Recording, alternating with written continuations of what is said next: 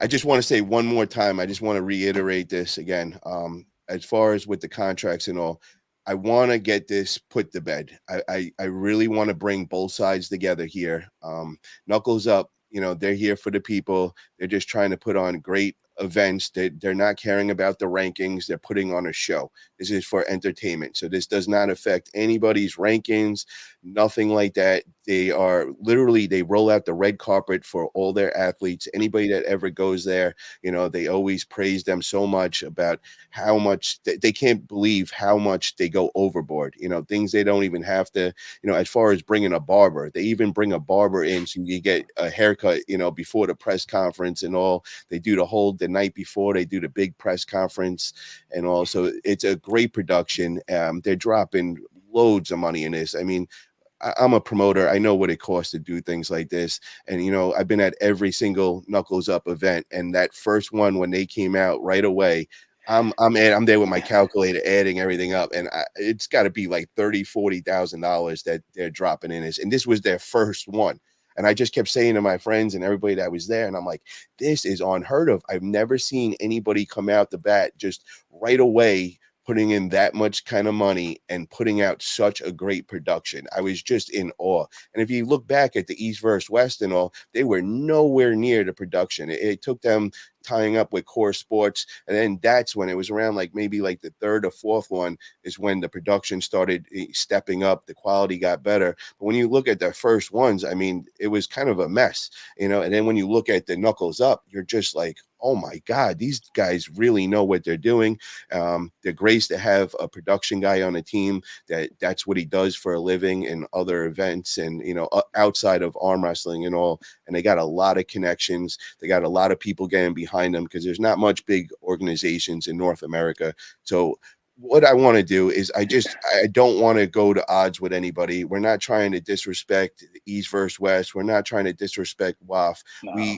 We would have no problem with them at all. The only problem we have is that they're going after the athletes, and you guys all know about the ladies match, about the Georgie match, but you also don't know about the 2-3 matches before in the first for couple of events they threw that were also banned from that. We didn't go public with that. We were just thought, all right, maybe if we just keep quiet and sweep it under the rug, we'll work things out. They were trying to be compliant with WAF. They were in talks with those guys and saying, what do we have to do to be able to keep these athletes coming to the events? And then the communication just was lost. The WAP stopped answering everybody back.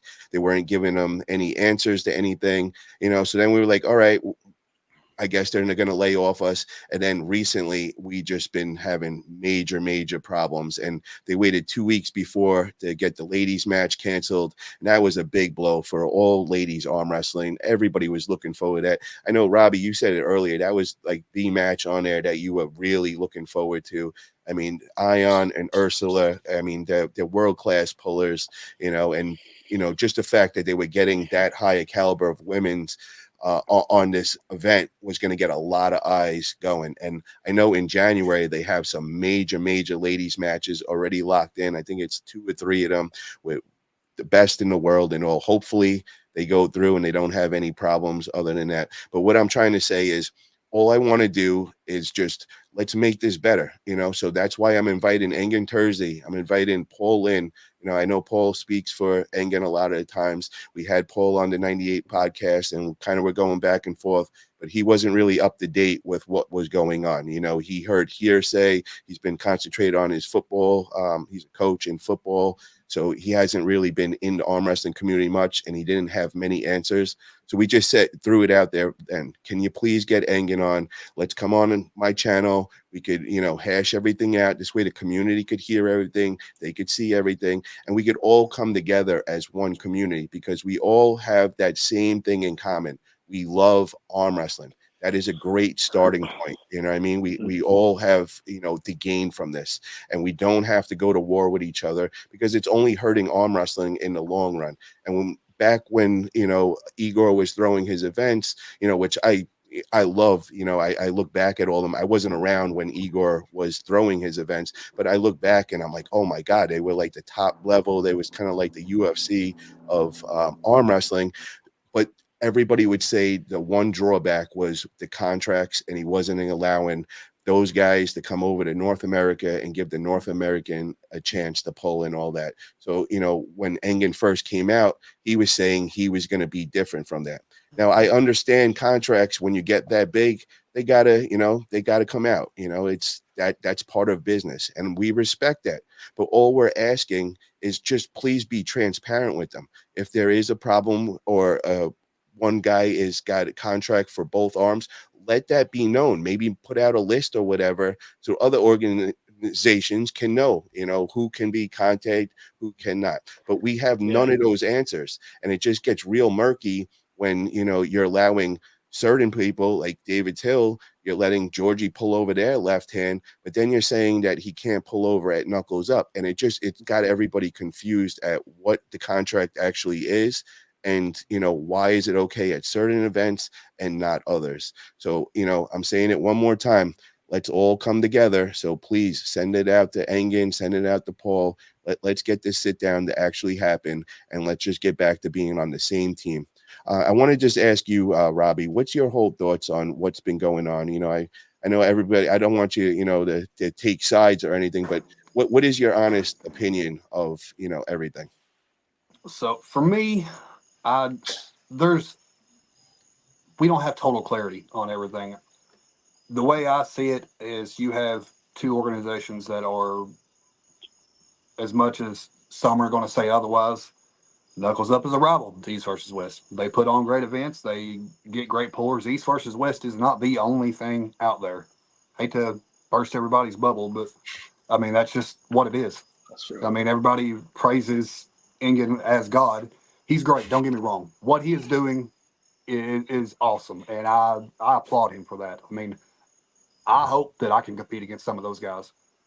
But at the same time, he is not the only one. He is not the only person that is doing for this community, for this sport. Like it takes more than one person. If he is going to be the only entity that gets to call the shots, he's a dictator at that point. Like you, for one person to be in full control is not the way to build something, because one person's decision does not reflect everybody's choice. It cannot work that way. Contracts, I get. If you sign up for something, like, you should abide by that. But if you ain't paying me as an athlete or paying me good money, don't offer me one, because I ain't going to sign it. I want to do what I want to do. Like, I understand if there's rules in place, like you can't do this if you sign this, fine. I agree to that. But there needs to be clarity. There needs, like, if you're on a ban list, like, put it out there, put it out in the whole community so everybody knows. Like, Yeah, make a roster. yes, there is one online, but at the same time, I didn't know Satan's banned. I didn't know that at all until somebody told me. I'm just like, wow, I'm gonna be banned. I ain't gonna be able to compete at East versus West ever again. But that's not how it is, apparently. So And I want to just say there's a couple of people in there saying that I'm attacking Engin, where I just want to remind you guys of what actually happened. I'm getting banned with people coming on my channel for interviews. It started off with Levon. And at that time, I thought I was very good with Engin. That used to be my coach. That used to be one of my dear friends. When he found out that Levon was coming on my channel, that's when it all started. He banned him from coming on my channel and said that he was under contract. Now, I don't understand how a contract with arm wrestling has anything to do with them coming on my channel. All I'm trying to do is spread their matches that are at East versus West. If you guys watch my show and you've been watching, we always highlighting all the East versus West matches. And the reason why is it doesn't matter if I have problems with Engin. These are my friends that are pulling on these cards. These are guys that I hang out with personally, that, for the last 4 years, I've had a relationship with everybody, and everybody used to come on my channel. And even when I had this problem where he was banning people, I still was praising East versus West because I'm a businessman. I understand that, this is marketing. We want the biggest stage to get spotlight and highlighted. My channel is one of those channels that people come there for their content in arm wrestling. So I've never had a problem with Engin in any kind of way, other than that he was banning some of these athletes. Now recently it's got a lot worse. I'm anybody that I come on the channel with and they have a relationship, an East versus West associate, I'm not going to make any mention any names, but they would contact these people and they're telling them, well, you can't do that. And if you do, you're going to be banned from East versus West. Now, they think that I don't see these conversations going back. I see all the screenshots, and these people come to me and they're like, I love you. You're my boy and all. And I want to come on your channel, but this is what I received. And then I asked them, well, are you willing to go public? Can I mention this? And they say, no, please don't do that. This is a big opportunity for me. And when somebody says that to me, I cherish my word. And I told these people I will not come and throw them under the bus, so I respect that. And I'm not saying out loud, well, you did this to so-and-so, you did this, but this has happened about 10 people now, and they're just trying to shut down me and any of my interviews. Now, also, let me remind you of what happened with Ryan Bowen and the AWE. Matt is an owner of the AWE organization in Australia. He went through the same exact thing. They had a great match set up with Lachlan. It was Toddzilla, and who was it that was supposed to be on? Well, there's a few things, but yeah, Toddzilla won the belt, the AWE Intercontinental belt, and then 2 days later was suddenly under a contract, which prevented him from being able to compete with us anymore. I guess that's part of business in that sense. But now the other one was Lachlan Adair had a left arm match lined up against one of Australia's top left arm pullers, Brett Coots, and the contract that Lachlan had looked through said right arm only, and so he's like, no, I'm good to go for left, and we'd organised it, got everything in line. And Brett put up a post saying, I'm training hard to face Lachlan Adair. And then obviously, I know that's gotten back to Engin at some point. And he's reached out to Lachlan and said, you can't pull in AWE. Like, I'm not letting you pull in AWE. But if you want to have that match, you can have it in the AAF, which is like the WAF here in Australia. It's like, hang on a sec. That's not fair. Like, we've organized the match and sorted it all out and got both guys to agree and everything, and then it's like, oh, now you want to put it in complete competition's hands. So it's like, yeah, wasn't fun. I mean, Question, it's pretty. Yes, Dave. Were you guys gonna have Dave Chafee come on too? Yeah, so Dave had agreed to a match, and after AWE 2, we still hadn't lined up an opponent for him, but he had agreed and signed a one-off deal contract sort of thing, just to say, yes, I will be happy to pull with you at some point. But yeah, and when he signed with East versus West, that we were happy to go, yeah, okay, that's fine. You're not behest to us, like, we haven't got a match for you. He did, but it was for a match that we didn't have lined up for an opponent. It was more so just just to say, yeah, in the future I'd be happy to compete with you guys. There you go. Okay. So I thought I saw something about that.